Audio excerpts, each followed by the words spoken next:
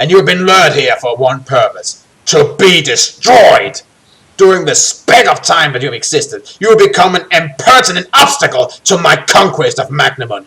For this, you will forfeit your soul.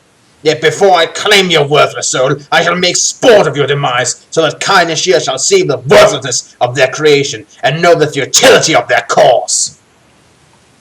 Once more the thunder booms, and you are blinded momentarily by a flash of white fire. Slowly your sight returns, and you can now see your adversary, Wolfsbane, standing upon the plinth directly under the menacing black cloud. "Here is my champion," speaks the voice of Nor. "You and he will match for the contest that is about to commence." Wolfsbane unsheathes his sword and levels it at your chest. His facial features twist into a grotesque parody of your own as he spits out a venomous threat. "Victory will be mine, Lone Wolf. Evil shall ultimately triumph, because good is done." Thank you, your soda. No, but he does say evil shall ultimately triumph. Okay, I'm sort of sick and tired of that line, to be quite honest. All rise in the presence of Dark Helmet. It was just so perfect for this. Yeah, it really was. And now I'm picturing us fighting Dark Helmet. I'm sorry. Well, before we fight Wolfsbane, I really have to go to the bathroom. Okay, and this time I know it's not a joke, so I'll turn off the camera. Okay. Alright, we're back. You shout a defiant riposte, but the voice of Nor booms once more, drowning your worthy cry. "So be it. Let the duel begin!" Nor is sort of a jerk. Yeah, that has been established long ago. I'm kind of wondering if he's the younger sibling of Kai and Ishir, and he's just sort of jealous. He seems like the kind of... I want my world! It could be, I don't know. Nausea wells up from the pit of your stomach as the lower chamber of the tower suddenly transformed into a whirling spiral of violent colors and noise.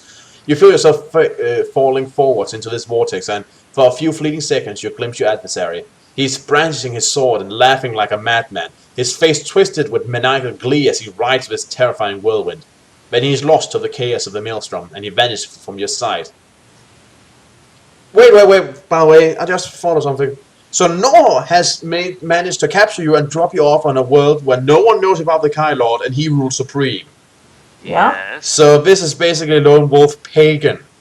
Oh, for fuck's sake!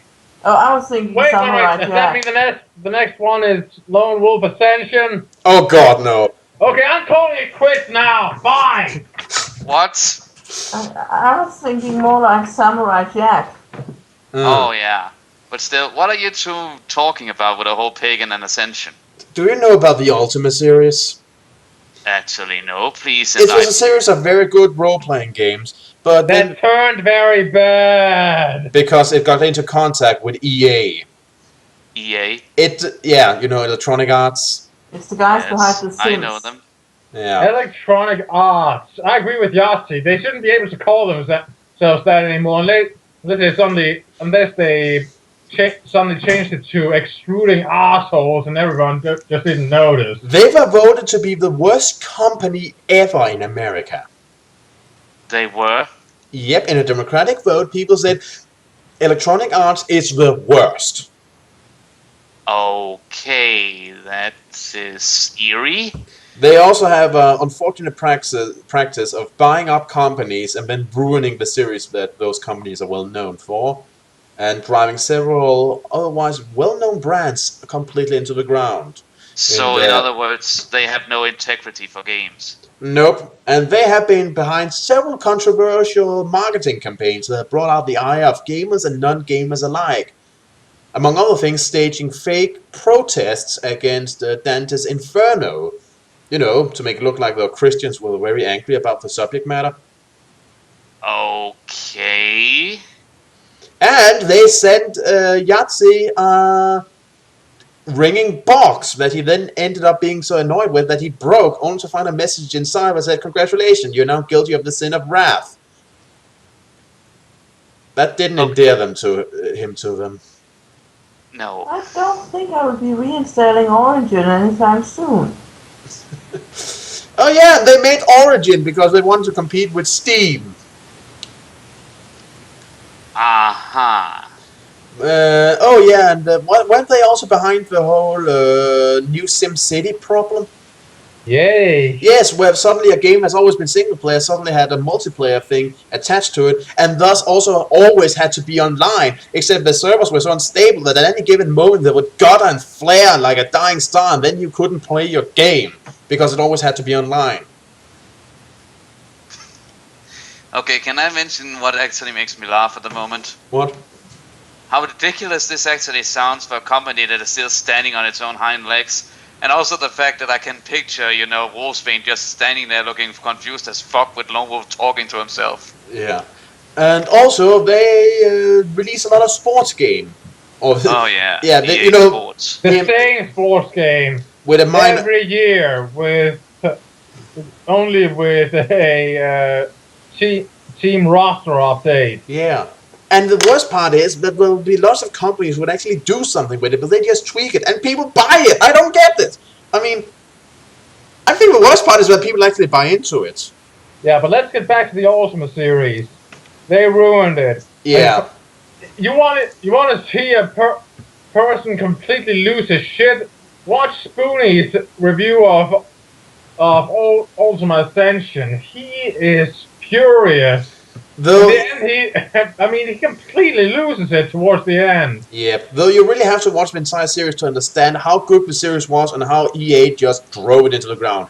Luckily, the guy behind the series is now working indie and has managed to gather funds for a new game, which will not involve EA.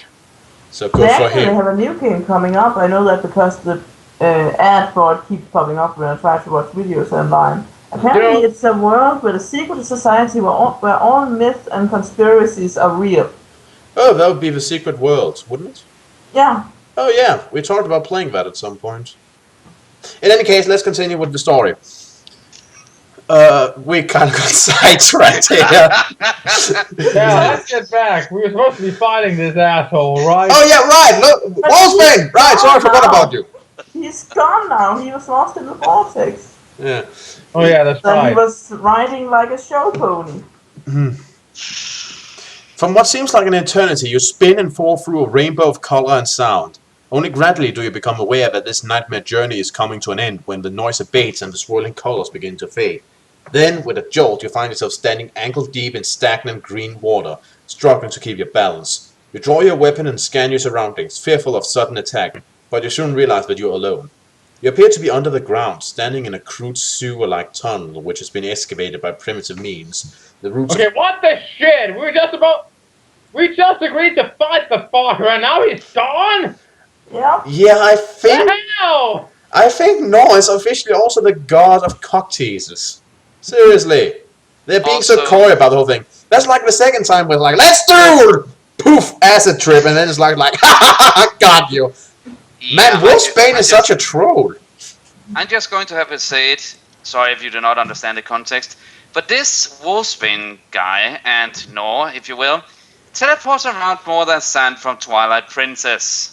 Or Gandalf from the Link series. That one I do know. You use your psychic skills to probe for Wolfsbane, but you cannot detect his presence, and so you sheath your weapon and relax your guard. The That is not a good idea. The encounter with the manifestation of Nor has left a fear gnawing at your heart. The fear that the Dark God could, at any moment he chooses, lay claim to your soul. But your kind courage swiftly overcomes this anxiety, and you draw comfort from your faith in the God's kind Ishir. You offer up a prayer to them to watch over you during the coming trial of strength, and vow that you'll never lose hope no matter what dangers you may yet face. As if in an answer to your prayer, you feel a surge of energy flow through your body, revitalizing your mind and senses. You get full health. Just like that. Well, Nice. thank you. Alert and confident, you peer along the gloomy tunnel in both directions and try to determine the best course to follow. Neither way looks especially appealing. Do you wish to go explore the tunnel ahead or the tunnel behind? Behind, I would say first.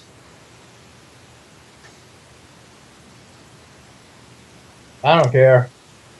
Give an ear? Behind or where? Or Ahead. ahead? Well then let's go. Let's take the one behind. He will never see it coming. The tunnel twists and turns for several hundred yards before entering a large vault that is knee-deep in brackish grey slime. A huge black iron pot hangs suspended by a large chain in the middle of the vault, 10 feet above the surface of the slimy floor. The oily chain runs around a large wheel fixed near the ceiling and drops through the center of a slit high up in the opposite wall. Carefully you approach the entrance to the vault, and using your Magna discipline and penmanship, you detect that the pot hides 2 creatures. They are lying in ambush. There's an exit on the far side of the vault, but in order to reach it, you would have to pass directly below the hanging pot. Using the cover of the shadows at the entrance to the vault, you look to the far exit and consider how you can reach it unscathed. To wish to use assimilance? Yeah, I think we could do that. Using your Grandmaster skills, you conjure a fog from the surface of the slime, which rapidly fills the lower level of the vault. You hear the angry, rasping voices of the creatures echoing inside the pot as they curse the fog which is obscuring their view of the vault floor. Under cover of the vapor, you enter the vault and wade silently through the slime towards the fire exit. You have just passed beneath the pot when suddenly a volley of bone arrows come whistling down from above. Given roll the die and add 2 for having Grand Hunt Mastery. Okay. 6. One of the arrows grazes your left shoulder and gouges a furrow of skin from the back of your left eye. You stifle a cry, but the intense pain that grips your injured limbs warns you at once that the tip of the arrow was tainted with poison. Your innate healing skills counter the poison before it can do its deadly work, but your body defenses draw heavily on your reserves of strength, and the curing process leaves you feeling weak and lightheaded. You lose 4 endurance points. You are within 10 feet of the exit tunnel when a heavy sheet of iron falls from the ceiling and seals off your chosen route of escape. The fog is beginning to fade out, and you can now see the creatures in the pot who attempt to shoot you full of arrows. They are small, blue-skinned reptilians with cruel crocodilian faces and curiously human hands. They are armed with finely crafted bows of gleaming white bone that detect are capable of discharging 6 poisoned arrows every second. The reptilians are close to reloading these bows, so what, they have repeater crossbows? I have no idea. I'm just thinking, okay, 6 arrows a sec. Yeah, that's a little overkill. You must act quickly if you are to avoid becoming the target of a second deadly volley. Do you wish to use Magi Magic, your bow, or neither? Magi Magic, I would say. Yeah, sure. Yeah, sure. You recite the words of your old kingdom battle spell, Shield, and circle your arm in a wide arc before you. The reptilians cackle with glee as they finish reloading their bows, and together they lean over the lip of the pot and take aim at your seemingly unprotected body. Simultaneously, they let fire, sending a stream of arrows whistling towards your chest, but none of them find their mark. Their bone shafts shatter to pieces as they smash into your invisible shield. Your thwarted enemies curse you violently as they fumble to reload once more. It will take them less than a minute to achieve this task, and so, mindful of the impending danger, return and hurriedly examine the sealed portal for a lever or some other means to make it rise. To the left of the tunnel arc, you discover 2 squares of opaque crimson gemstones separated by a small slot. The squares are similar in size and design to those you encountered at the entrance to the Temple of Avaras. Those, too, comprise a locking mechanism that controls this portal. By tapping upon each square a correct number of times, you will cause the lock to disengage and the portal to rise. You place your fingers lightly upon the squares and feel the telltale vibrations that are the key to deciphering the secret code. After only seconds, you are able to determine that the first code is equal to the number of islands south of the Kirlundin Islands of Hemd. The second code is equal to the number of villages that lie on the highway between the cities of Toran and Enskaven. Wait a minute, the first was what? The number of islands south of the Kirlundin Island of Hemd. Well, that's 2. And the next one was The number of villages that lie on the highway between the cities of Toran and Enskaven. 3. So 23. Is that your final answer? Indeed. You are correct. Listen, you tap in the second code, the portal begins to rise. You wait until it has risen a few feet and you're sure that no enemy awaits you on the other side, and then you duck under the heavy iron plate and hurry into the tunnel beyond. As you run, you hear the portal slamming shut behind you with a dull, reverberating boom.